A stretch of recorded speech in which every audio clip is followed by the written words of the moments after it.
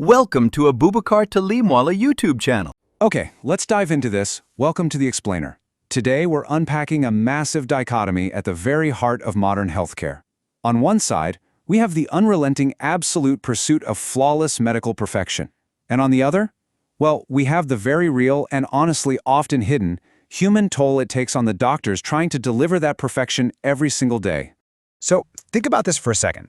What actually happens when a system demanding absolute perfection crashes headfirst into the unavoidable reality of human limitation? It's a pretty heavy question, I know, but it's the exact tension we need to hold in our minds as we explore this medical ideal.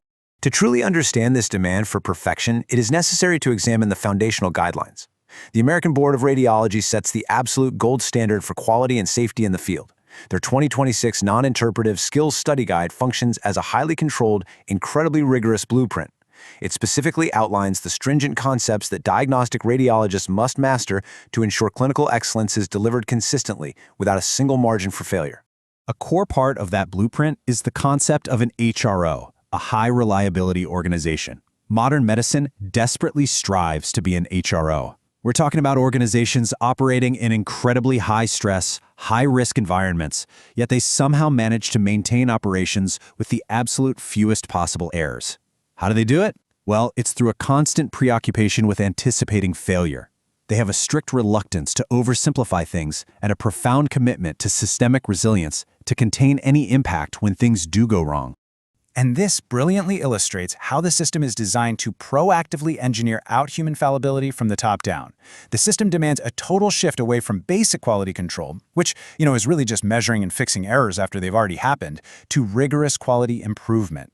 That means making systematic, sustainable changes designed to prevent errors from ever occurring in the first place. It's a relentless, ongoing drive to completely eliminate human variation. Now, you might be wondering, why are these organizational standards so rigidly strict? Well, the stakes literally could not be higher. 44,000 to 98,000. To put that massive number into perspective, according to the Institute of Medicine's landmark report, To Err is Human, that is the estimated number of in-hospital deaths every single year attributed to medical errors. That is enough to make anyone pause. Lives are quite literally on the line, which is exactly why these strict rules exist. But how does that massive, top-down, systemic demand translate to the actual humans on the ground? Let's step out of the clinical guidelines for a second and dive into a medical school Reddit thread discussing a radiology prep book.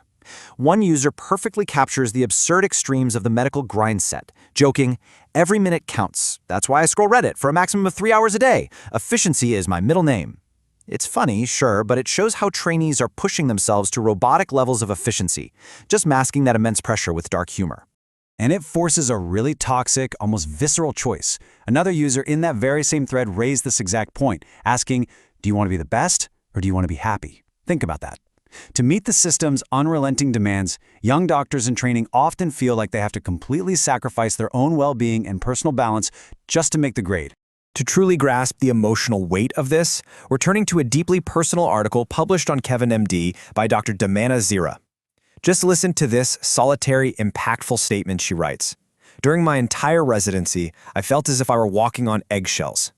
Try to imagine the constant anxiety in those words. You're expected to study endlessly, pass rigorous exams, care for patients flawlessly, and avoid conflict, all while absorbing the crushing pressure of a high-stakes medical environment. The raw reality sets in even further when she notes, no one will ever think of your well-being or happiness. It's incredibly bleak. Over time, highly intelligent, fiercely dedicated people can become entirely depleted by a system that rarely gives them a chance to slow down, to catch their breath, or to be anything less than a perfectly functioning machine. So, the crucial point is, how does the medical industry actually attempt to reconcile these massive systemic expectations with human fallibility? Well, they're turning to what is called the just culture model. Instead of a blanket culture of blame, behaviors are categorized. A simple human error, that results in consoling the individual. It's viewed as a product of system design. And at-risk behavior leads to coaching. Only reckless behavior, which is a conscious disregard for substantial risk, actually results in punishment or sanction. It's a structural attempt to treat doctors a little more like, well, humans.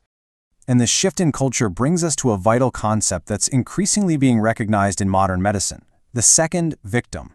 This is a healthcare worker who is traumatized by an error or an adverse patient event they were involved in, leaving them experiencing intense guilt, sorrow, and anxiety.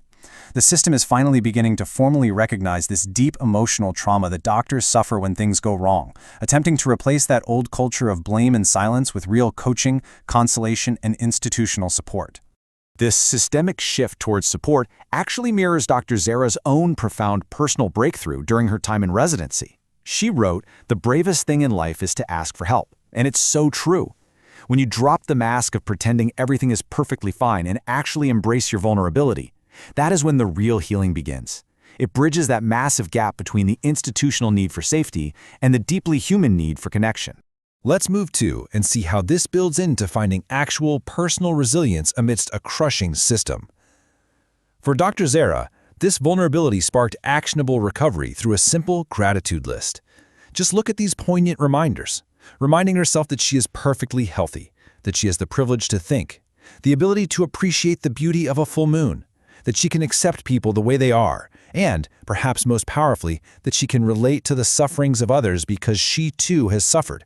In an organization demanding mechanical perfection, she found her grounding in simple, flawed, beautiful humanity. Which brings us to a final, provocative thought to leave you with today. The person treating you is a fallible human operating under immense, relentless pressure. So how will you treat the fallible humans who treat you? Next time you interact with the medical system, I really hope you remember the humanity behind the white coat. Thank you so much for joining me for this explainer, and we'll see you next time. Thank you for watching Abubakar Talimwala's videos. Please subscribe and share with your friends and family.